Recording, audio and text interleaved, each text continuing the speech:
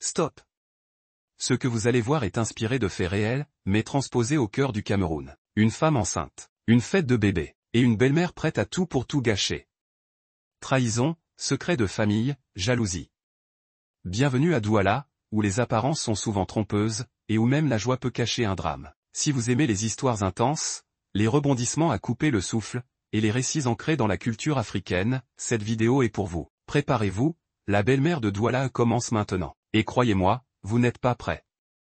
Dans le quartier huppé de Bonapriso à Douala, Élise Mbarga, une femme de 29 ans, se tenait devant le grand miroir de sa chambre. À 7 mois de grossesse, elle ajustait les plis de sa robe de maternité en pagne wax, un tissu aux motifs éclatants de jaune et de vert qui mettait en valeur son teint ébène. Ses mains reposaient instinctivement sur son ventre rond, caressant doucement la vie qui grandissait en elle. Un sourire paisible illuminait son visage, témoignant de la joie profonde qu'elle ressentait à l'idée de devenir mère. Élise était une femme comblée, mariée à Paul, un ingénieur prospère travaillant pour une grande entreprise pétrolière. Elle vivait dans une villa moderne avec des baies vitrées donnant sur un jardin luxuriant. La maison sentait le bois de santal et les fleurs fraîches, un havre de paix au milieu de l'agitation de la ville. Ce matin-là, le soleil filtrait à travers les rideaux légers, projetant des ombres dansantes sur le sol en marbre. Élise fredonnait une vieille chanson bantoue que sa grand-mère lui avait apprise, un air doux qui parlait d'amour et d'espoir. Elle se sentait lourde, certes, mais son cœur était léger. Paul était parti tôt pour une réunion, mais il avait promis de rentrer à temps pour l'aider à finaliser les préparatifs de leur fête de bébé,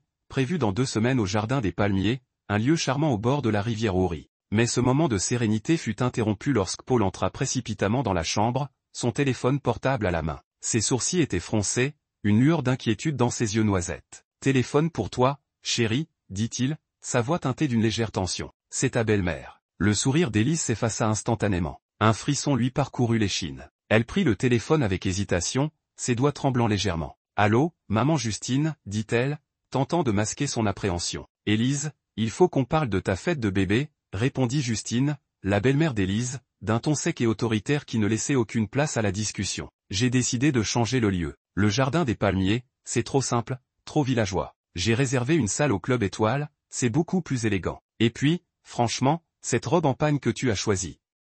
J'ai trouvé quelque chose de plus sophistiqué chez une couturière à Aqua. » Élise ferma les yeux, inspirant profondément pour contenir la vague de frustration qui montait en elle. « Maman Justine, dit-elle, sa voix ferme mais polie, Paul et moi avons déjà tout organisé. Le Jardin des Palmiers, c'est notre choix. Et ma robe, je l'ai faite faire sur mesure, elle me plaît. Ne t'inquiète pas pour l'argent, je paierai les frais d'annulation, coupa Justine, son ton tranchant comme une lame. Et cette robe, Élise, vraiment ? Tu veux ressembler à une paysanne le jour de ta fête ? Moi, je veux ce qu'il y a de mieux pour mon petit-fils. » La colère bouillonnait dans la poitrine d'Élise, mais elle se força à rester calme. « Maman Justine, c'est notre fête, à Paul et moi. Nous voulons qu'elle reflète qui nous sommes. » Un silence glacial s'installa à l'autre bout du fil, suivi d'un soupir exaspéré. « Tu es toujours si têtue, Élise, » lâcha Justine. « Pourquoi ne peux-tu pas simplement écouter ?» Pauvre Nadine. Élise sentit son cœur se serrer. Nadine, la sœur aînée de Paul, était célibataire et sans enfant, une situation que Justine utilisait souvent comme une arme contre Élise. Depuis le jour où Paul avait annoncé leur mariage, Justine avait fait d'Élise la cible de ses reproches, la comparant sans cesse à Nadine, la fille parfaite qui, selon elle, méritait mieux. La grossesse d'Élise n'avait fait qu'amplifier cette tension. Justine voyait cette nouvelle vie comme une insulte à sa fille aînée, un rappel cruel de ce que Nadine n'avait pas. « Maman Justine, je ne veux pas blesser Nadine, » dit Élise, sa voix tremblant légèrement sous le poids de l'émotion. « Mais cette fête, c'est pour célébrer notre bébé, notre famille. Pourquoi est-ce si difficile à accepter ?»« Égoïste, » cria Justine, sa voix montant dans les aigus. « Tu ne penses qu'à toi, tu ne vois pas à quel point Nadine souffre de te voir parader avec ton gros ventre ?»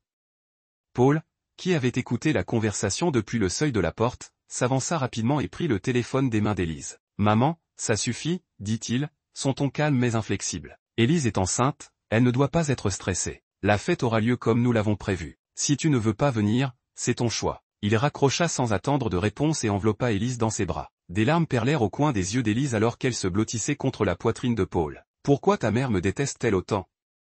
murmura-t-elle, sa voix brisée par le chagrin. Paul caressa doucement ses cheveux, son souffle chaud contre son front. « Ce n'est pas toi, Élise, c'est elle. Ses problèmes avec Nadine n'ont rien à voir avec toi. » Plus tard dans la soirée, alors que le ciel de Douala s'embrasait de teintes orangées, Élise reçut un appel de son beau-père, Samuel. Comme toujours, sa voix était douce, presque hésitante. « Je suis désolé pour ce que Justine a dit, » ma fille, murmura-t-il. Elle est juste perturbée. Elle tient à toi, à sa manière. Élise esquissa un sourire amer. Je sais, papa Samuel. Mais parfois, j'aimerais qu'elle me le montre autrement. Elle marqua une pause avant d'ajouter, je veux quand même qu'elle et Nadine viennent à la fête. Je ne veux pas couper les ponts. Samuel soupira, un mélange de soulagement et de résignation dans sa voix. Elles viendront, Élise. Je m'en assurerai. Élise raccrocha, le cœur lourd. Depuis son mariage avec Paul, Justine avait clairement fait comprendre qu'elle ne l'acceptait pas pleinement. Tu n'es pas assez bien pour mon fils, lui avait-elle dit un jour, les yeux pleins de mépris. Nadine, quant à elle,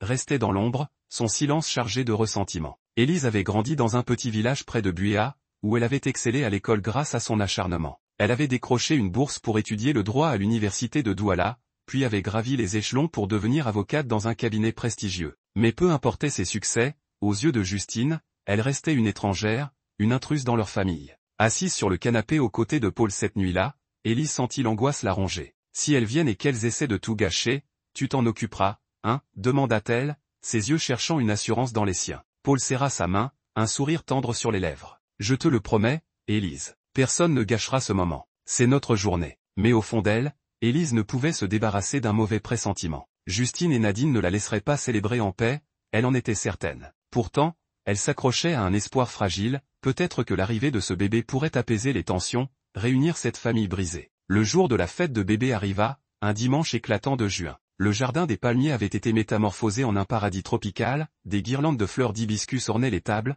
des lanternes en osier diffusaient une lumière douce, et une brise légère portait l'odeur salée de la rivière Oury. Élise, vêtue de sa robe en pagne, rayonnait malgré la fatigue qui pesait sur ses épaules. Sa meilleure amie, Clara, avait tout organisé avec une précision militaire, veillant à ce que chaque détail soit parfait. « Tu es magnifique, Élise, » dit Clara en lui serrant la main. « Oublie tout le reste et profite de ce moment. » Élise hocha la tête, mais son sourire était crispé. Elle ne cessait de jeter des regards nerveux vers l'entrée, guettant l'arrivée de Justine et Nadine. Paul, sentant son anxiété, s'approcha et posa une main rassurante sur son épaule. « Tout va bien se passer, » murmura-t-il. Mais à peine avait-il prononcé ces mots que la silhouette imposante de Justine apparut à l'entrée, suivie de Samuel et Nadine. Justine portait une robe boubou rouge criard, brodée de fils dorés, qui semblait crier son statut autoproclamé de reine de la fête. Samuel, discret comme toujours, baissait les yeux, tandis que Nadine, vêtue d'une robe moulante qui soulignait sa silhouette élancée, arborait un sourire narquois. « Félicitations, Élise, » dit Nadine d'une voix mielleuse,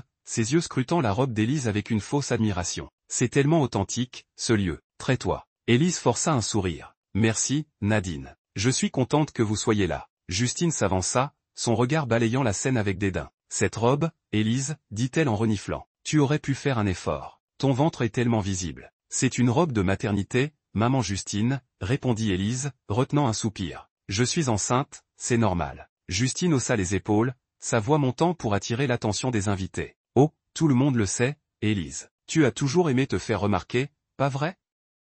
Clara intervint rapidement, entraînant Justine et Nadine vers le buffet. « Venez, je vais vous chercher un verre de jus de bissap, » dit-elle avec un enthousiasme exagéré. Mais la tension ne fit que croître. Justine vida son premier verre en quelques gorgées, puis un second, son rire devenant de plus en plus bruyant et discordant. Nadine, elle, jouait la carte de la fausse nostalgie, racontant aux invités des anecdotes sur son enfance avec Paul, laissant entendre qu'Élise n'avait jamais vraiment fait partie de leur monde. Alors que l'après-midi avançait, le comportement de Justine devint incontrôlable. Elle titubait légèrement, ses paroles devenant des flèches empoisonnées. « Les enfants, c'est une punition pour les parents, » lança-t-elle en fixant Élise. « Tu verras bientôt ce que tu m'as fait endurer. » La foule se tut. Élise, à bout de patience, se leva, les mains tremblantes. « Maman Justine, s'il vous plaît, laissez-moi avoir cette journée. Laissez-nous célébrer notre bébé. » Justine plissa les yeux, un rictus déformant son visage. Puis, sans crier gare, elle arracha le micro des mains de Clara, qui animait un jeu pour les invités. « Tu ne mérites pas tout ça, Élise, » hurla-t-elle, sa voix résonnant dans les haut-parleurs. « Pourquoi toi, hein? Pourquoi pas Nadine ?» Un silence de mort s'abattit sur le jardin. Le cœur d'Élise battait à tout rompre. Les mots de Justine étaient comme des coups de poignard. Mais avant qu'elle ne puisse répondre, Justine lâcha une bombe, et cet enfant, est-ce vraiment celui de Paul? Les invités retinrent leur souffle. Paul, le visage blême, bondit de sa chaise. « Maman, sors d'ici, » tonna-t-il, sa voix tremblante de rage. Mais Justine ne bougea pas. « Je n'ai pas fini, » cria-t-elle, vacillant sur ses talons. Nadine, immobile, observait la scène avec un sourire en coin, ses yeux brillant d'une satisfaction malsaine. Le chaos éclata. Justine repoussa Paul et se précipita vers Élise, ses mains levées comme pour la frapper. Les invités hurlèrent, certains tentant de s'interposer, mais Justine était déchaînée. « Tu crois que tu es parfaite ?» vociféra-t-elle, son visage tordu par la fureur. « J'ai tout donné pour cette famille, et toi, tu me fais honte. » Dans un mouvement brusque, Justine poussa Élise avec une force inattendue. Élise trébucha en arrière, ses bras battant l'air alors qu'elle tentait de se rattraper. En un instant, elle bascula dans la piscine du jardin des palmiers, l'eau froide l'engloutissant dans un éclaboussement sonore. L'eau était glaciale, mordant la peau d'Élise comme des aiguilles. Pendant un instant, tout devint flou, le bruit des cris étouffés par les remous, le choc de la chute résonnant dans son corps. Elle se débattit, luttant pour remonter à la surface, son ventre alourdi rendant chaque mouvement difficile. Lorsqu'elle émergea enfin, haletante, ses cheveux collés au visage, elle chercha désespérément un point d'ancrage. Et là, au bord de la piscine, elle la vit, Nadine. Sa belle-sœur se tenait droite, un sourire cruel étirant ses lèvres, ses yeux pétillant d'une joie perverse. Elle ne bougeait pas, ne tendait pas la main, se contentant de regarder Élise se débattre comme si c'était un spectacle. « Tu es satisfaite, Nadine ?» cria Élise, sa voix rauque de colère et de douleur. « C'est ça que tu voulais ?» Nadine ne répondit pas, son sourire s'élargissant alors qu'elle reculait d'un pas, savourant l'humiliation d'Élise. De l'autre côté de la piscine, Justine ricanait, sa voix stridente perçant l'air. « Tu aurais dû rester à ta place, Élise. Peut-être que ça ne te serait pas arrivé. » Ces mots frappèrent Élise plus fort que la chute. Elle avait toujours cru qu'un jour, Justine finirait par l'accepter, que leur relation pourrait s'améliorer. Mais là, trempée et frissonnante, elle comprit que ce jour n'arriverait jamais. Avec un effort surhumain, elle s'agrippa au bord de la piscine et se hissa hors de l'eau, ses vêtements alourdis dégoulinant sur les dalles. Paul se précipita vers elle, le visage déformé par l'inquiétude. « Élise » appela-t-il, tendant les bras pour l'aider. Mais Élise leva une main tremblante pour l'arrêter. « Je vais bien » murmura-t-elle, bien que sa voix soit brisée. « Allons-nous-en. » Alors qu'elle se tournait pour partir, son regard croisa une dernière fois celui de Nadine. Ce sourire, ce regard triomphant, grava une douleur indélébile dans son cœur. Sa belle-sœur, celle qu'elle avait toujours considérée comme une alliée potentielle, s'était révélée être son pire ennemi. Paul la guida vers la sortie, sa main ferme dans la sienne. Dehors, l'air frais de la nuit enveloppa Élise, mais elle ne sentit rien d'autre que le poids écrasant de la trahison. Sans un mot, Paul sortit son téléphone et composa un numéro. « Allô, police » dit-il, sa voix tremblante mais résolue. « Je veux signaler une agression. Ma femme enceinte a été poussée dans une piscine par sa belle-mère lors d'une fête privée. On a besoin d'aide tout de suite. » Il raccrocha et se tourna vers Élise, ses yeux brillants de colère et de détermination. « Elles ne sentiront pas comme ça, Élise. Elles t'ont fait du mal, et elles vont payer. » Élise hocha la tête, trop épuisée pour répondre. Elle monta dans la voiture en silence, laissant Paul la conduire loin du jardin des palmiers, loin de cette journée cauchemardesque. La police arriva rapidement sur les lieux. Justine, encore sous l'effet de l'alcool, tenta de se justifier en criant, mais les témoignages des invités et les marques visibles de l'altercation parlaient d'eux-mêmes. Nadine, toujours souriante, fut menottée sans opposer de résistance, comme si elle trouvait encore une satisfaction perverse dans cette issue. Les deux femmes furent emmenées au poste,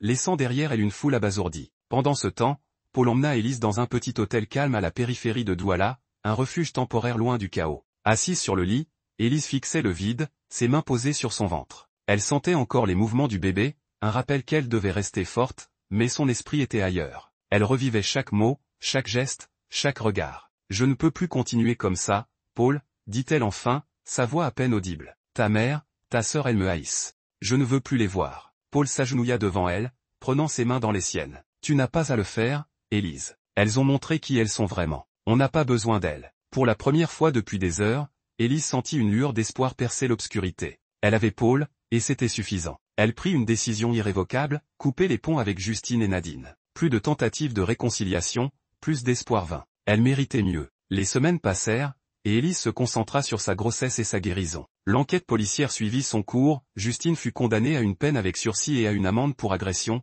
tandis que Nadine reçut une mise en garde pour complicité. Mais Élise n'assista pas au procès. Elle avait tourné la page. Un matin d'août, sous un ciel clair, Élise donna naissance à une petite fille, prénommée Amina. Dans la salle d'accouchement, entourée de l'amour de Paul, elle pleura de joie en tenant son bébé pour la première fois. Amina était parfaite, un miracle qui effaçait peu à peu les cicatrices du passé. Avec Paul, ils construisirent une vie nouvelle, un foyer rempli de rire et de tendresse. Les souvenirs de cette fête désastreuse s'estompèrent, remplacés par la chaleur de leur famille. Élise ne parla plus jamais de Justine ni de Nadine. Elles appartenaient à un chapitre clos. Et tandis qu'elle berçait Amina sous les étoiles de Douala, Élise sut qu'elle avait trouvé sa vraie famille, une famille bâtie sur l'amour, pas sur la douleur. Merci d'avoir suivi cette histoire jusqu'au bout, mes abonnés adorés, laissez un j'aime, un commentaire, et abonnez-vous pour plus de récits captivants. À très bientôt.